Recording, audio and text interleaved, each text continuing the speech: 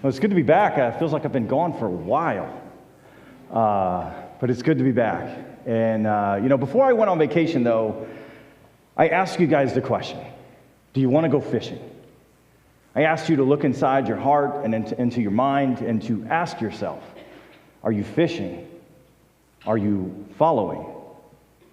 Well, I've given you a few weeks to come up with an answer. So what's your answer? There's this old story about these two friends that are fishing out on this remote lake. It's the perfect day, and the lake is just isolated enough that they're the only two out there. These guys had known each other for probably a few months or so. They found out that fishing was a common interest of theirs, and we'll call them, got to give them names. We'll call them Bill and Ted. All right, so Bill and Ted talked about their catches all the time. They would even show each other pictures. And excellent. Yes, they were. That is where I got the names. Bill would send Ted pictures all the time of just coolers just stacked with fish, right? And Ted's like, Bill, come on, man, you got to show me your secret. So here we are. We're out on the lake, okay? Ted baits his hook. He throws it into the water, and he's waiting, and he's watching his bobber, when all of a sudden, there's this huge explosion just 2 feet away from the boat. The boat rocks from this explosion. Dead fish start floating to the surface, and he looks over, and Bill is frantically scooping them all into his net, right? And Ted's about to ask what happened when he sees Bill light a piece of dynamite, and he throws it into the water, followed by another huge explosion. Ted's like, what do you think you're doing? Bill's like, I'm fishing. You can't do that. That's illegal. So at this point, Bill lit another stick of dynamite, and he tosses it into Ted's lap, and he says, you going to talk, or you going to fish? So it's probably only been about a few weeks since Jesus first met Peter, right? The book of John tells us in chapter 1 that Peter had first been introduced to Jesus by his brother Andrew. In the previous chapter of Luke, chapter 4, Jesus heals Peter's mother-in-law. And when I was looking at this passage, I realized something that I'd never seen before. I mean, the timeline's kind of a little weird, but when you add it all up and you put it together, what you find out is up until this point in Luke chapter 5, where our passage is today, Peter's been a part-timer. He knew Jesus, right? Probably had spent a little bit of time with them. But Peter's relationship with Christ, it was pretty casual and uncommitted. He was kind of like your laid-back churchgoer. And I can just picture him, listening to Jesus for a little while, and then he goes back to work. And if he needs Jesus for anything, right, he'll give him a call. And if Jesus needed anything from Peter, then Peter'd be more than happy to oblige, right? Kind of like this day out on the lake. It says, he saw at the water's edge 2 boats left there by the fishermen who were washing their nets. He got into one of the boats, the one belonging to Simon, and asked him to put out a little from shore. Then he sat down and taught the people from the boat. When he had finished speaking, he said to Simon, put out into deep water and let down the nets for a catch. Simon answered, Master, we've worked hard all night and haven't caught anything, but because you say so, I will let down the nets. When they had done so, they caught such a large number of fish that their nets began to break. So they signaled their partners in the other boat to come and help them. And they came and they filled both boats so full that they began to sink. When Simon Peter saw this, he fell at Jesus' knees and said, go away from me, Lord, I am a sinful man. For he and all his companions were astonished at the catch of fish that they had taken. And so were James and John, the sons of Zebedee, Simon's partners. Then Jesus said to Simon, don't be afraid. From now on, you will fish for people. So they pulled their boats up on the shore, left everything, and followed him. So let's take a deeper look at that passage today. Peter and his friends, they've been out fishing all night. Now they're up on the shore, they're cleaning out their nets. It's been a rough night. They've worked really hard, but they haven't caught anything. But then Jesus comes along, and things get interesting real quick, right? Jesus has quite the following at this point. The crowd is gathered to hear Jesus speak, and he preaches, and it becomes kind of obvious that this gathering multitude is going to be too big for him to preach to them properly from the shore, right? So he gets into Simon's boat, and he says, hey, would you mind kind of setting offshore a little bit? And of course, Peter's like, of course. Jesus preaches some more, and then the crowds go home. When he's done, it's probably like midday, okay? And Jesus turns to Peter, and he says, take your boat out into the deep water and let down your nets. And I can just feel Peter's pain. You know, he's probably like, oh, come on, man, we just got the nets clean. And I mean, there's all kinds of reasons why Peter could have said no. First, Jesus isn't a fisherman. He's a preacher. I mean, he might be a nice guy, but when it comes to the fishing, Jesus should probably just leave the heavy lifting to people like Peter and his friends, right? And, you know, Peter's probably like, I don't tell you how to preach, don't tell me how to fish, right? Second, anyone who knows fishing knows that midday is the worst possible time that you can go fishing. It's usually the hottest part of the day, and besides, Peter and his friends are really tired, right? They've been out all night, but Peter doesn't make fun of Jesus. He doesn't even argue that he doesn't really know what he's talking about, right? I mean, Jesus isn't the kind of friend you make fun of. So Peter just says, look, I'm tired. I've been out all night, but because you asked, I'll do it, right? He heads out into the deep water. He lets down his net, and he can't hardly get it back up. There's so many fish in the net that his nets actually begin to break. And so they can't handle this by themselves, so they call to the other boat on the shore. They're like, guys, get out here and help us. Even between both of the boats, they're still having problems because the fish they got on board are nearly swamping the boats. Peter and his friends are all astonished by this amount of fish that they've hauled in. Peter, he falls on his knees, he declares himself to be a sinner, and they all decide to leave their boats and to follow Jesus. They went from talking about Jesus to fishing with him. So I'm going to ask you, are you going to talk or are you going to fish?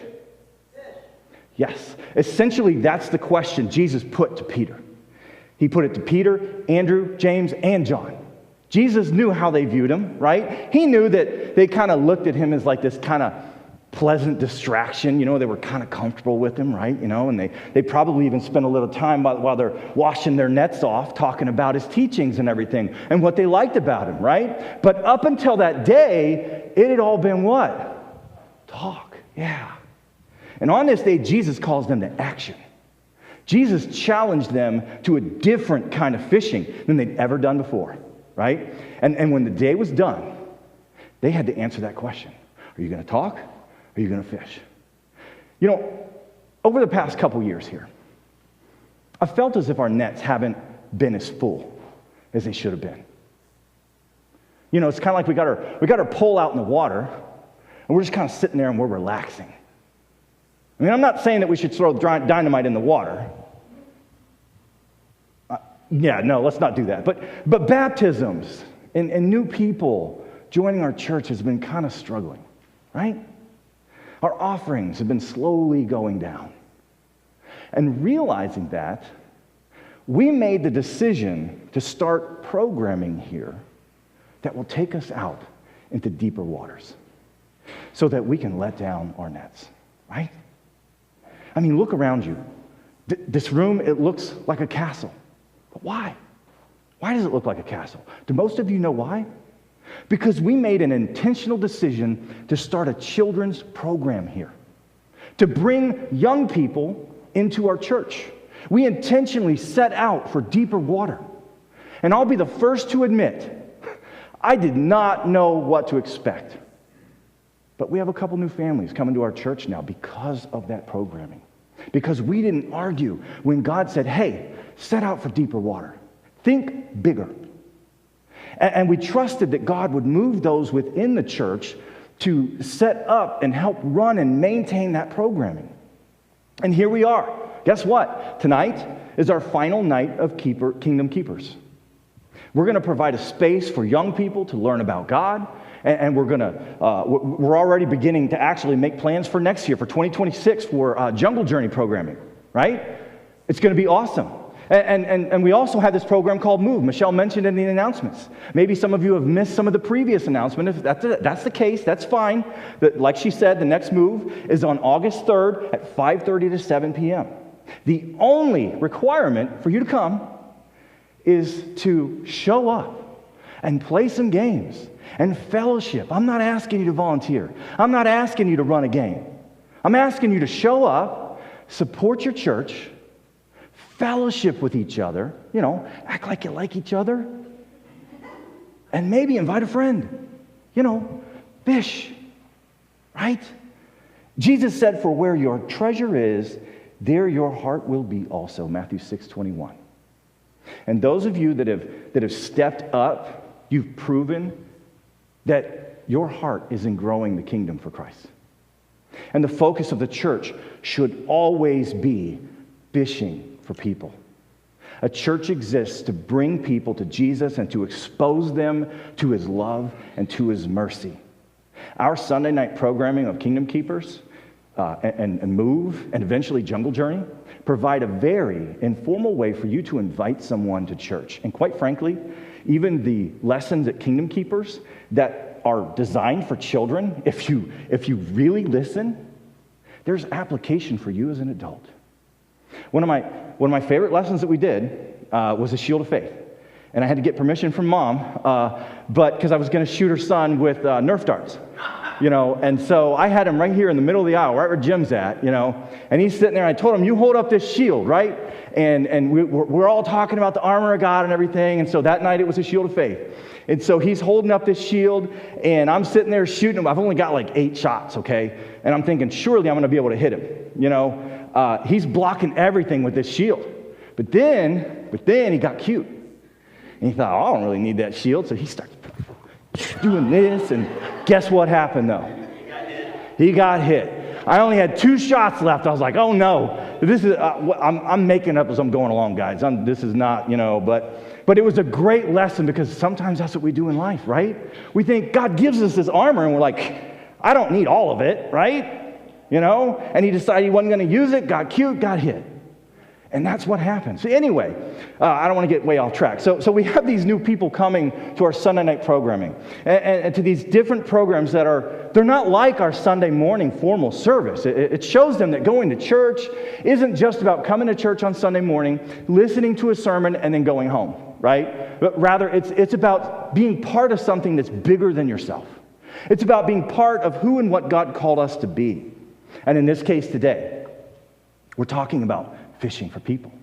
So when it comes to the question, are you going to talk or are you going to fish? A lot of you have worked really hard to put your nets out into the water. And because you've done that, we've been doing what Christ called us to do. Catch people for Jesus. Now, Peter and his friends only knew one way to fish. In our culture today, that you can go fly fishing, right? You can fish with a cane pole, although I don't know why anyone would want to do that, but you can fish with bait casters, open reels, with lure, live bait, with float lines. You can even shoot them with a bow and arrow. That sounds kind of fun, right? There's also this thing called noodling.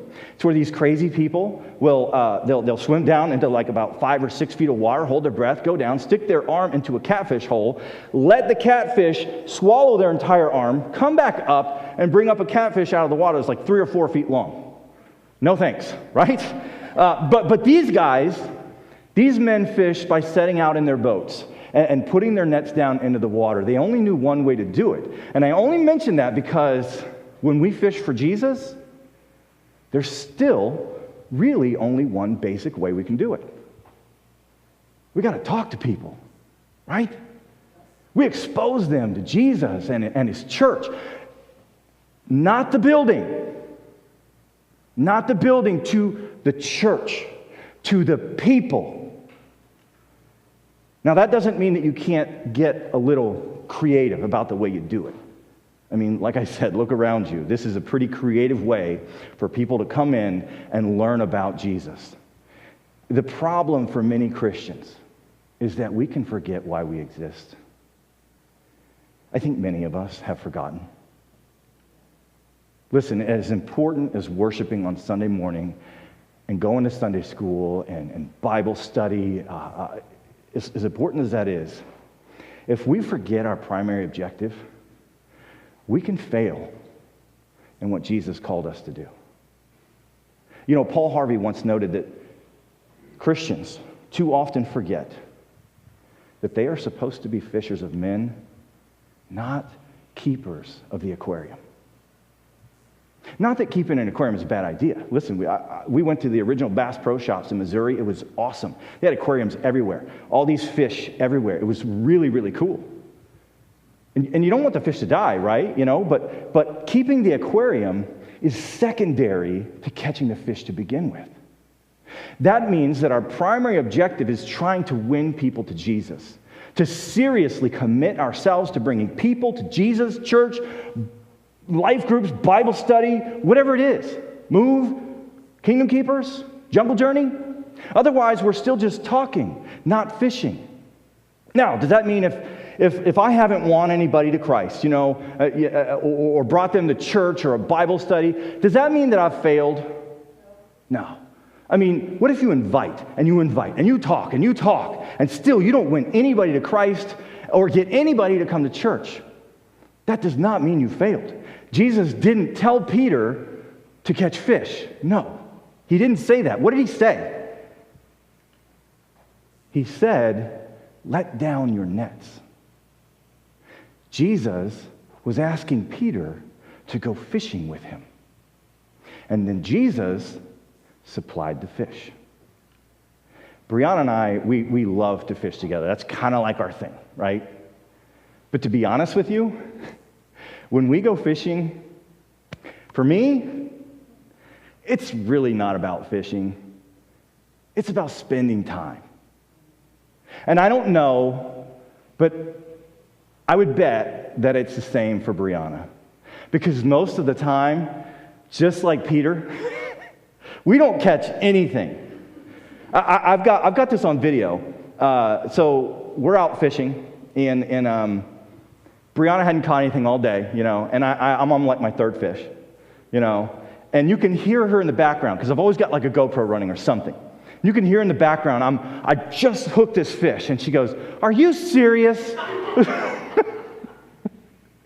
And then there's another time, where we're out there, and Brianna refuses to hold the fish after she catches it, right? So I've got this on video too. I finally got her to hold a fish last year. Because you know what I had to do though? I had to tell her, I'm like, Brianna, it is a nice sized fish. I'm like, you've got to take this fish. So, no, I'm not, no. I was like, either you take the fish or we're going back to the boat dock, So she took the fish. But again, and even last night, we're out in the backyard. We're out there just casting in the backyard, and I realized something that I'd never realized before. I guess she just learned how to fish backwards. She casts completely backwards. And again, that just shows you that it's really just about spending time together. It's not about fishing. And it's about fishing with your Father, right? In the same way, if Jesus asked me to go fishing, I would beg, I would buy, I would borrow the best equipment that I could find. And I would be there at the crack of dawn. And if you know me, you know that's a big deal, right? Why would I do that? Because I'd be doing something that Jesus wanted to do. Something my Father wanted to do.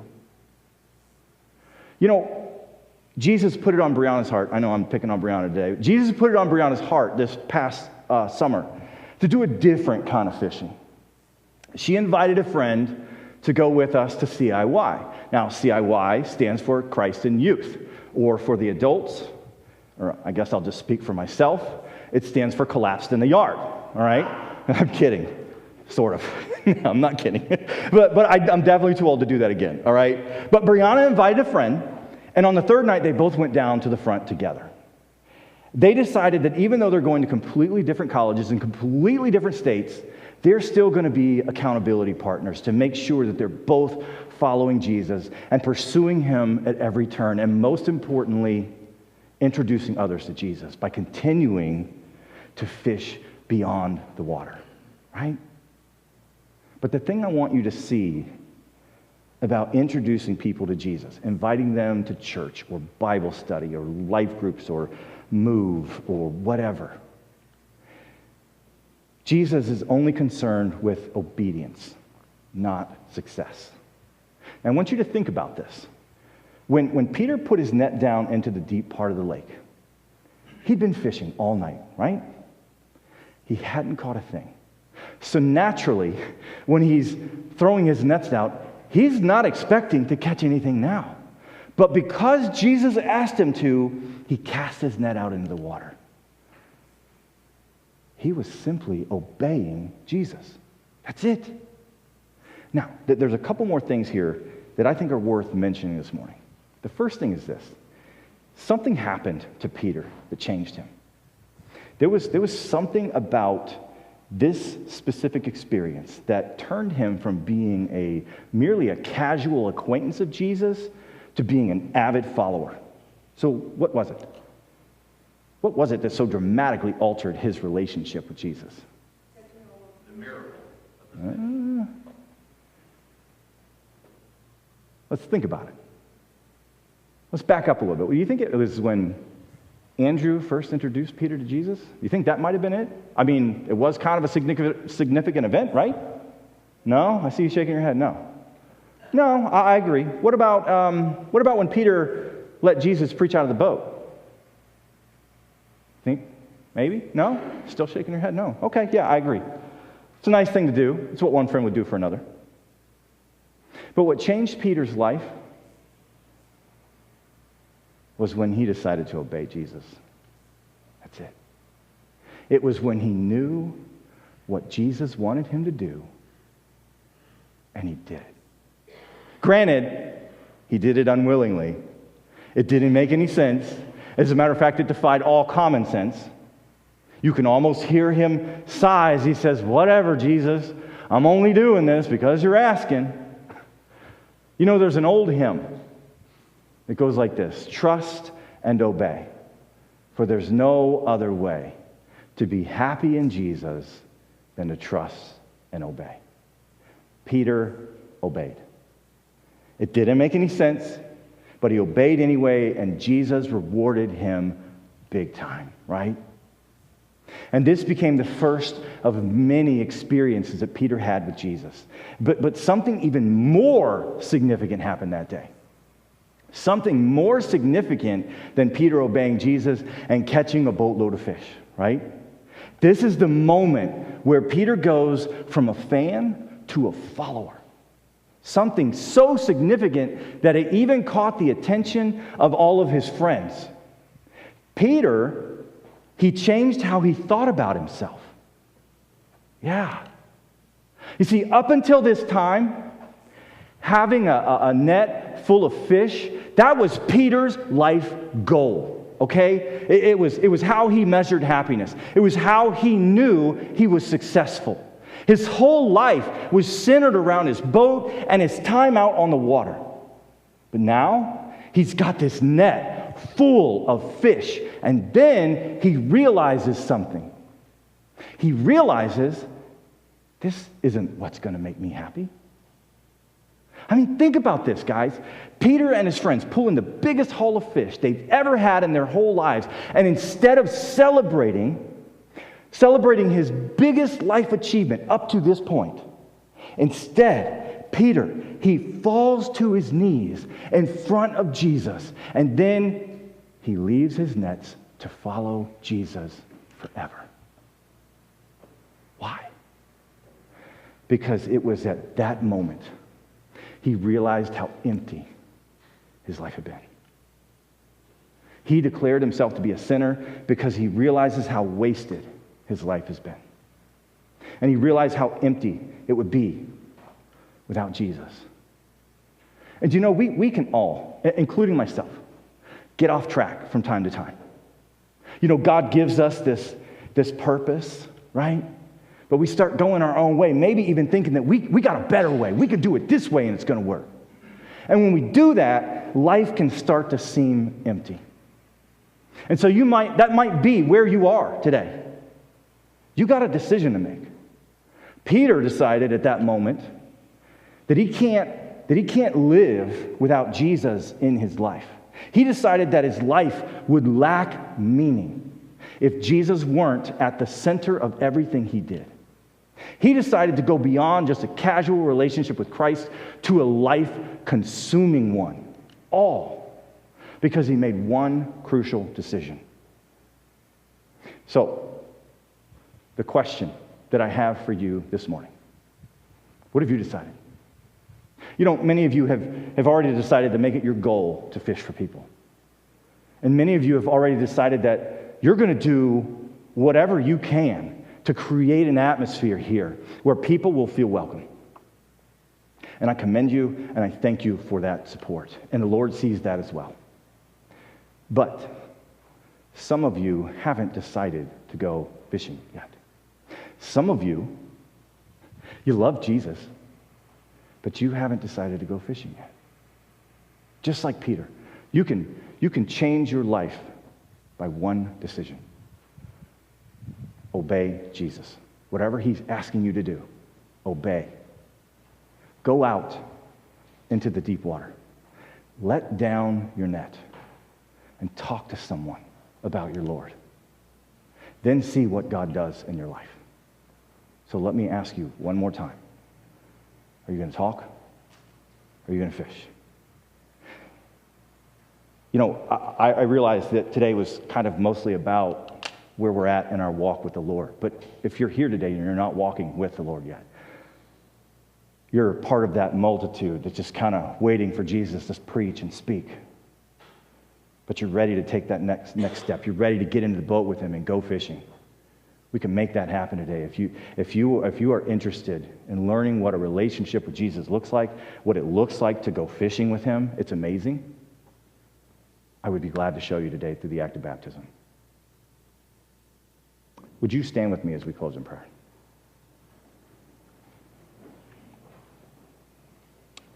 Dear God, Lord, we thank you so much for this time we've had to gather together this morning. And Lord, as a church, we've decided to set out into the deep water to catch people for Jesus. Lord, give us the strength, the courage to be different, to follow you, even when things get hard. To know that you will supply everything we need as long as we're following you. We love you, Lord. In Jesus' name I pray.